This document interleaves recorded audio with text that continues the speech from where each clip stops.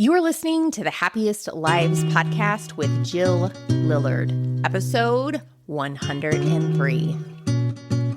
Welcome to the Happiest Lives podcast, where you'll learn to think better, feel better, and become the woman God says you already are. Here's your host, Jill Lillard. Hello, everyone. Welcome back to the Happiest Lives podcast. I'm so glad you're here with me today. Last week, we kicked off the Habit Turnaround series, where we're talking about common habits that aren't serving us well and how we can turn them around for something good. The first habit we're going to focus on is complaining. Maybe you've never really thought of complaining as a habit. You might see it as something you just do, something that is happening on default. Well, by definition, that is a habit, a pattern we fall into again and again. And the more we do it, the more it feels like the natural thing to do. Before we dive in, I want to share a little bit about my own recent experience with complaining that caught my attention, and I feel like I stopped it in its tracks before it became a bigger habit. I like to think of myself as a positive person. At least I try to be. I like to look on the bright side of things. However, I also value authenticity, and life isn't always so bright. I don't want to pretend I feel differently than I actually do. Processing my emotions and talking about what's going on inside me is important. My husband and I have always wanted to model to our kids that they can explore their emotions in an authentic place without pretending everything is fine. This kind of honesty allows them to have a true relationship with themselves, and I think a deeper relationship with the Lord. It gives them a safe place to process their feelings. But what I've learned is if we stay stuck in just talking about the negative, rehashing frustrations over and over, it's really easy to get caught in a cycle of complaining. And complaining doesn't bring peace or resolution. Instead, it breeds negative fruit that can defile many. There was a recent situation that really tested me in this area. I did not feel like I had influence. What was happening didn't feel right. And a lot of it was stories that I was getting third hand. And it wasn't just me. This was a shared frustration between my extended family and some friends. All of us could relate to the feelings of negativity. We felt the same way. So what did we do? Well, I'm embarrassed to say we got together and vented. Complaining about the situation gave us a strange sense of power when we otherwise felt powerless. It even became a way of connecting. But the more we did it, the more we got stuck. And I think that was never our intention. The intention wasn't just to be negative. I think at the heart of it, we wanted to solve a problem, but all the solutions we could come up with seemed like a dead-end road. So at some point, I had to ask myself, is this actually helping? I was feeling a little convicted that our processing was going south. And I wasn't the only one with this conviction. Just after I sat down in my journal to process through the way things were feeling, my dad sent out a family text that he felt convicted of the same thing. This was the Holy Spirit speaking to both of us that we needed to get a grip on where our complaints were heading. My dad's observation reinforced what I felt the Lord was speaking to me during my quiet time. In this time with the Lord, I journaled through some questions rather than just dismissing my complaints. I asked myself, why am I complaining? I didn't feel the answer was to pretend that I didn't have complaints. Of course, there's this idea that good Christian people don't complain, but that seemed too simplistic of an answer. I saw in the Bible over and over that there were lots of complaints. I also saw that the pathway complaint had a few destinations. One, it could move into lament, which ultimately leads us to worship. Or it could become just a dead-end road of complaining that leads to misery. The third alternative would be disconnection, disconnecting from your own feelings, your hurts, complaints, and ultimately from the Lord. It's really a way of pretending. The pathway of complaining and negativity did not seem like what I wanted, but neither did the pathway of disconnection and lying to myself. I wanted to explore the pathway of lament that I saw in the Bible. So I will say complaining often feels justified. After all, when something isn't right, when we've been hurt, mistreated, frustrated, why shouldn't we talk about it? But there's a difference between processing emotions and dwelling in negativity. At its core, complaining often stems from a sense of powerlessness. We're focused on a situation that we have no control over, and it's easy to put all of our energy into the other person or the circumstance, giving them all the power over our life. When we don't feel we can change something, we seek comfort in verbalizing our frustrations. But instead of moving us forward, habitual complaining keeps us stuck. What is the harm in complaining? Well, here's why complaining isn't as benign as it seems. Number one, it keeps us focused on the problem, not the solution. The more we complain, the more we reinforce a negative mindset. We begin to see ourselves as victims of our circumstances rather than active participants in our own lives. We're no longer focused on the Lord's goodness, faithfulness, and His power, or in ways that we get to participate in the work that He's doing. We're focused on situations that we have no control over. Number two, it damages relationships. Complaining might feel like a way to connect with others, but it often leads to resentment, negativity, and gossip. Over time, it can drain people around us. And thirdly, it distances us from God. In Philippians 2:14, Paul writes, "Do everything without grumbling or arguing." This doesn't mean we're supposed to suppress our emotions, but complaining without turning to God cuts us off from His power and peace. Let's go back to the habit loop that we talked about last week. Like any habit, complaining follows a loop. There's the trigger, which is a frustrating situation or a conversation. And then there's the habit, the routine. We voice complaints and frustrations, either internally or to others. And the reward is a temporary relief, validation, or connection. The problem is that relief doesn't last. It only reinforces the cycle. So how do we break free? Instead of simply telling ourselves to stop complaining, we need to replace that habit with something more transformative. That's where lament comes in.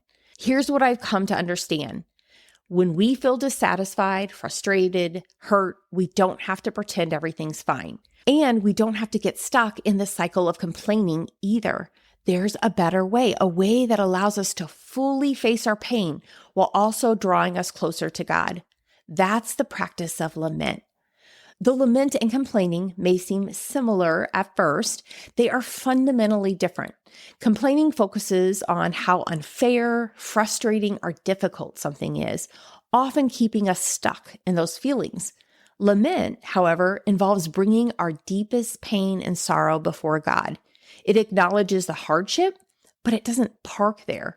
Lament leads us to seek God's presence, His wisdom, and His help as we process our pain.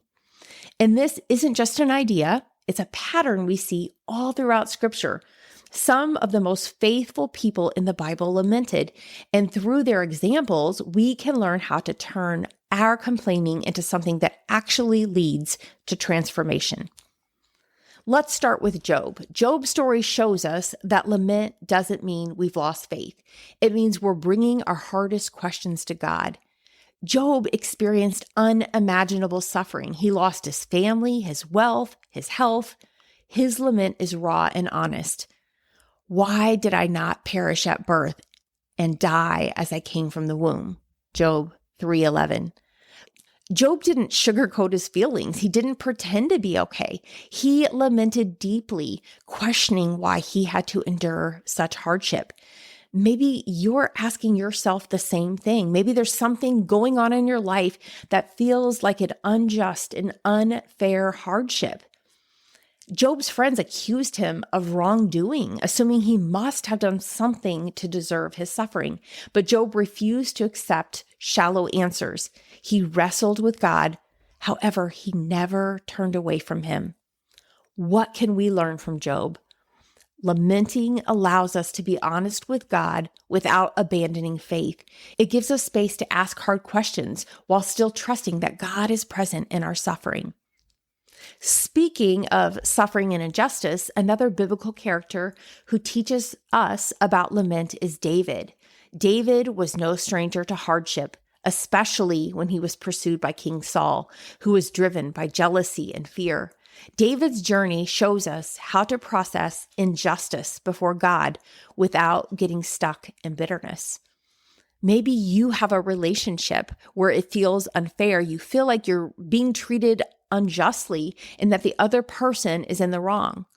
Let's look at David. He was chosen by God, yet he spent years on the run from Saul, who wanted to kill him.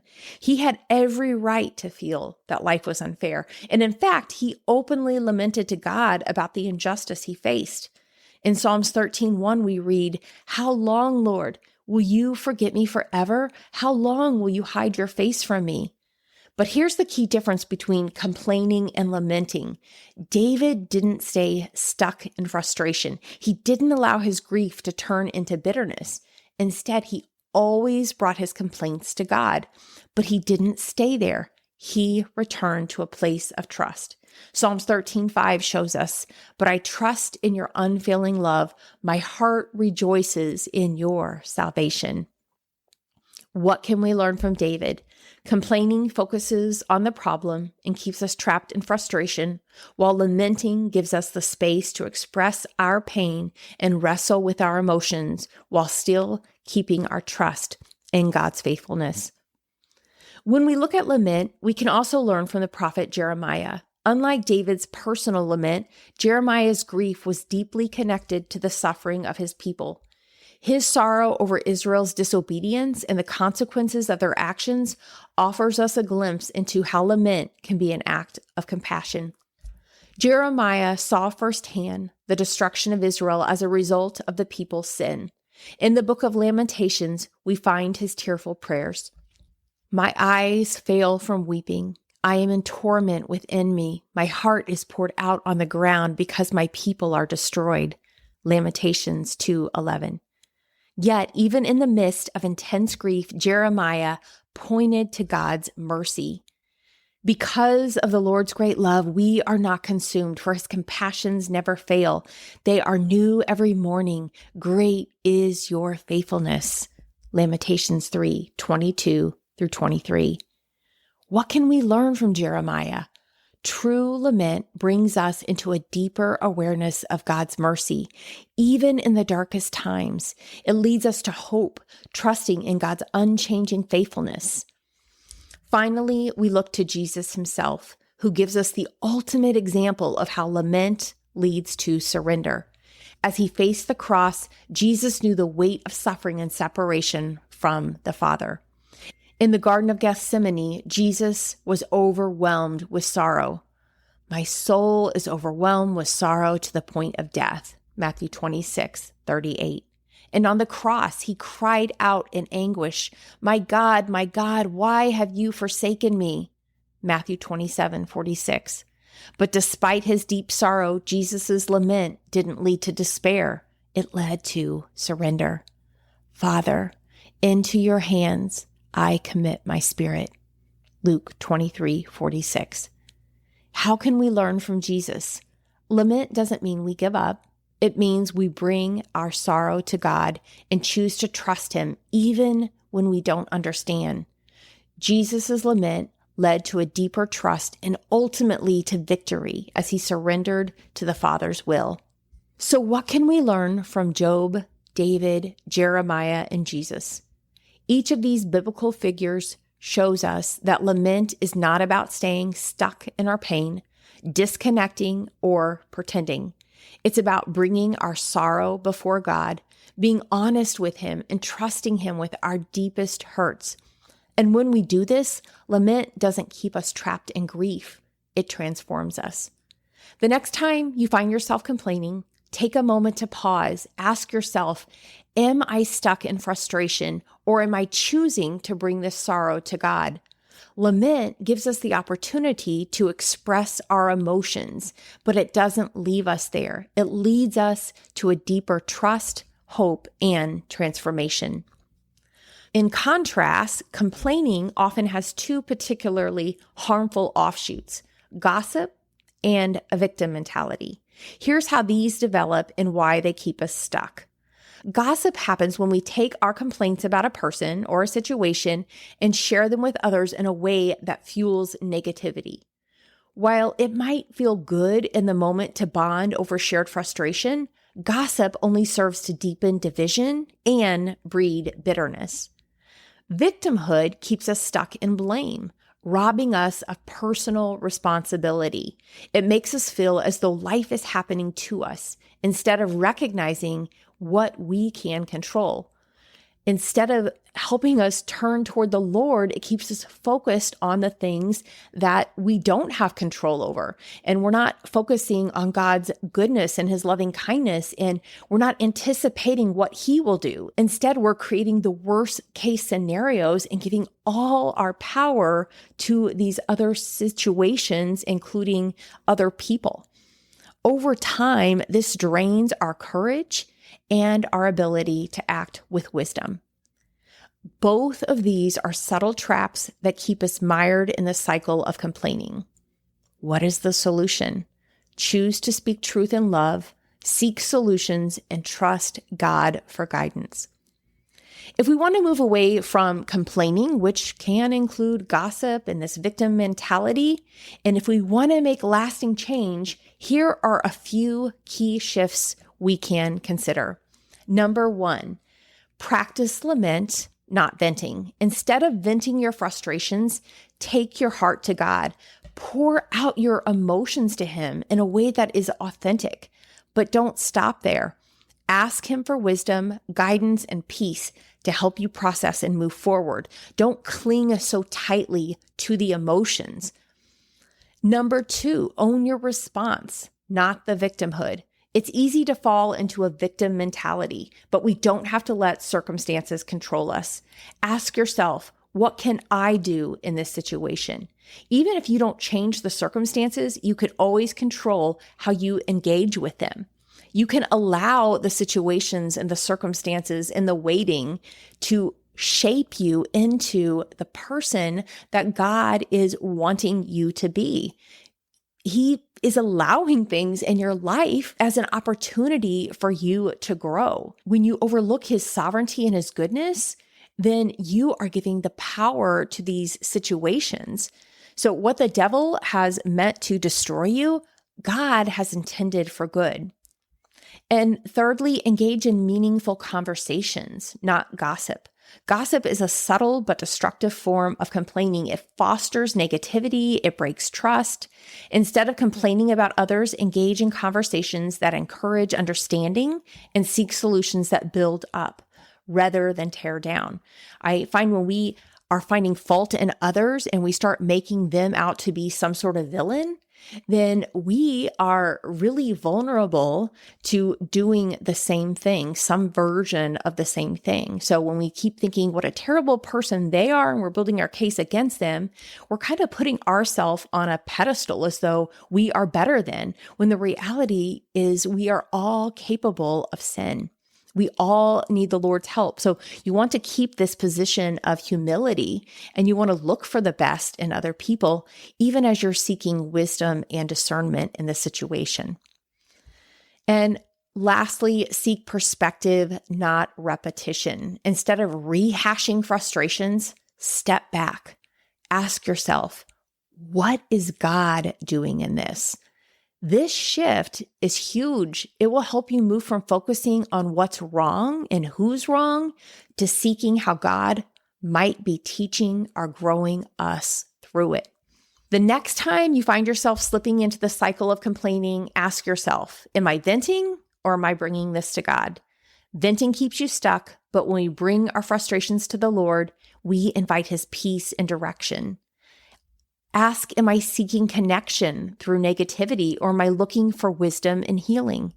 Complaining often seeks connection, but it leads to division. Seek to connect with others in a way that builds up and encourages growth. And number 3, am I focusing on what I can't change or am I willing to take responsibility for what I can? Shifting from blaming others to focusing on our own responses leads to empowerment and growth. When we make the shift from complaining to lamenting, we move from stagnation to transformation. We stop giving power to our circumstances and instead lean into the power of God's presence and guidance. Thank you so much for joining me today. If this episode resonated with you, I'd love for you to share it with a friend and leave a review. It really helps others find the podcast and be encouraged too. And don't forget to visit myhappyvault.com, where you can access free tools and resources to support your journey, as well as discover some of my paid programs if you want more personal guidance and coaching with me. Until next time, remember, transformation is always possible and you don't have to stay stuck. Keep turning your heart toward the Lord and discover that you are becoming the woman God says you already are. Quick question. Have you grabbed your free mini course, The 4 Things You Must Do to Become the Happiest Wife? I'd love to give you 4 simple tips plus a free workbook to help you process your relationship and find greater satisfaction. Sign up today at myhappyvault.com and I'll show you how to change your marriage without the exhausting work of trying to control your husband. And if you enjoyed today's episode, don't forget to subscribe, leave a review, and share it with a friend who needs encouragement. See you next time.